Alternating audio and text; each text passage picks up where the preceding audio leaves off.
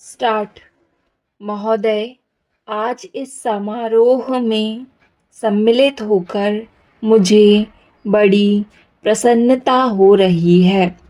जब से मैं आपके नगर में पहुंचा हूं, आपने जिस प्रेम और उत्साह के साथ मेरा स्वागत किया है, उसके लिए मैं आपको धन्यवाद देता हूं। मैं जानता हूं कि यह स्वागत किसी व्यक्ति विशेष के लिए नहीं, बल्कि यह देश के प्रति आपके प्रेम का प्रमाण है। भारतवर्ष जब से स्वतंत्र हुआ है, उसके सामने बड़ी-बड़ी कठिनाइयां रही हैं, परंतु ईश्वर की दया से हम एक-एक कठिनाई को हल करते गए हैं और आज कहा जा सकता है कि अब हमें प्रगति के लिए प्रशस्त मार्ग मिल गया है। यदि हम चाहें और देश के लिए आपस में मिलजुल कर साहस तथा उत्साह के साथ काम करें, तो संसार में ऐसी कोई चीज़ नहीं जो इस देश के लिए दुर्लभ हो। इसलिए एक ऐसे दिन का मनाना जिस दिन देश की उन्नति के लिए एक बहुत बड़ा कदम उठाया गया था, स्वाभाविक ही है। अंग्रेजों के साथ जिस समय स्वराज्य के लिए समझौता हुआ, उस समय उन्होंने और सब चीज़ों के साथ-साथ एक काम और किया, जिसका परिणाम कुछ भयंकर हो सकता था। जहां एक और अंग्रेजी राज्य सीधे तौर पर चलता था, वहां दूसरी ओर देसी नरेशों के अधीन 600 से अधिक रियासतें भी थीं।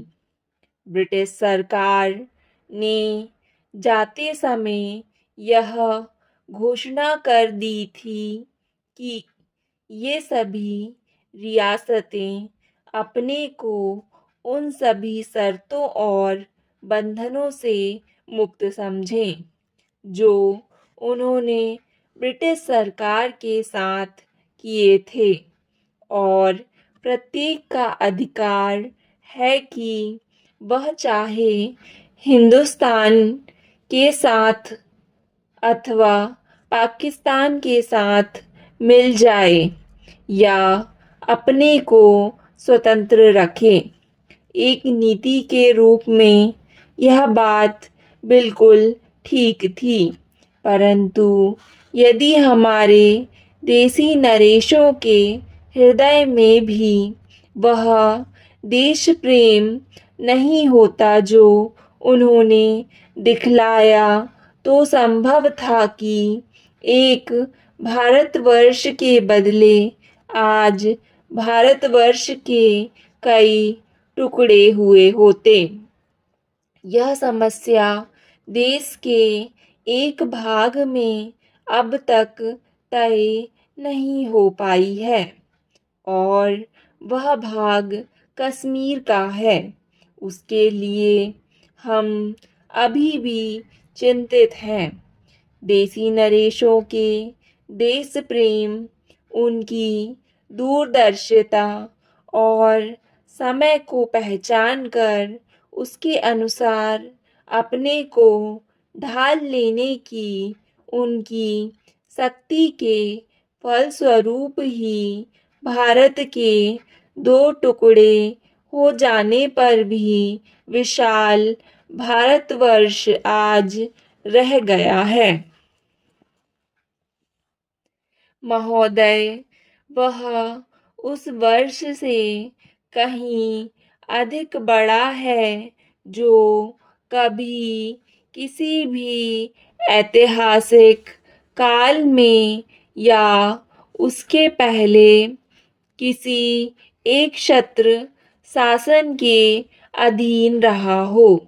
आप जानते हैं कि भारतवर्ष इतना बड़ा देश है, पर संसार के और बड़े-बड़े देशों की सैनिक शक्ति के सामने उसकी शक्ति बहुत कम है। इंग्लैंड, अमेरिका और रूस के सैनिक शक्ति के सामने हमारी शक्ति बहुत कम है।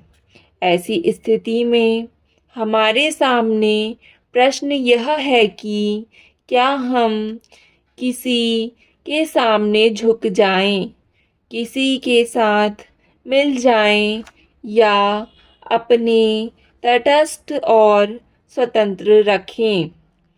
किसी के साथ मिल जाने का अर्थ यह हो सकता है कि हमें उसके प्रभाव या उसकी शक्ति का लाभ मिले, परंतु उसका परिणाम भयंकर हो सकता है। यदि उन पर कभी संकट आया तो हम पर भी आएगा। यदि हम अलग रहते हैं तो हम अपने पैरों पर खड़े होकर अपनी शक्ति से बहुत कुछ कर सकते हैं।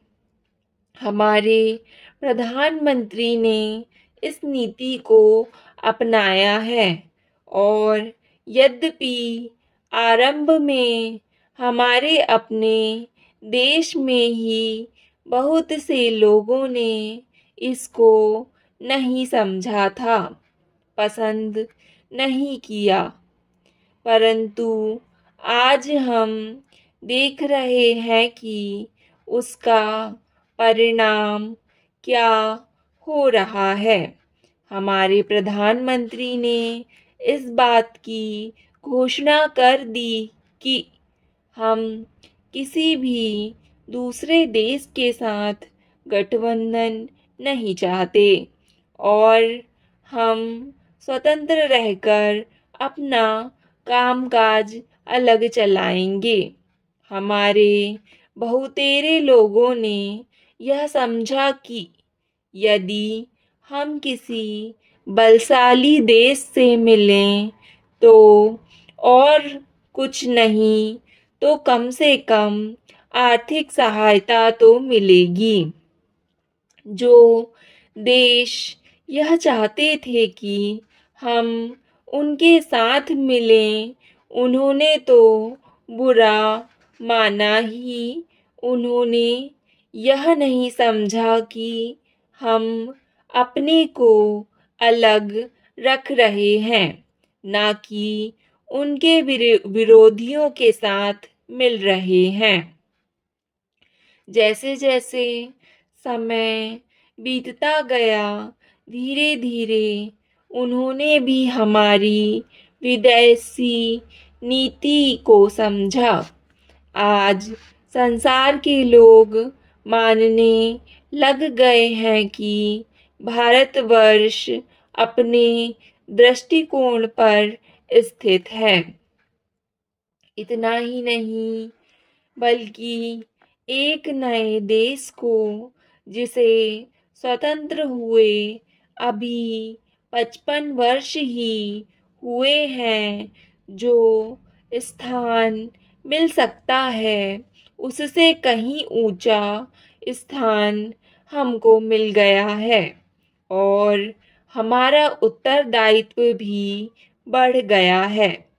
मैं मानता हूँ कि इसी प्रकार यदि हम महात्मा गांधी के दूसरे सिद्धांतों को भी अपनाएं और उसके अनुसार आचरण करें तो इसका संसार पर बहुत प्रभाव पड़ेगा।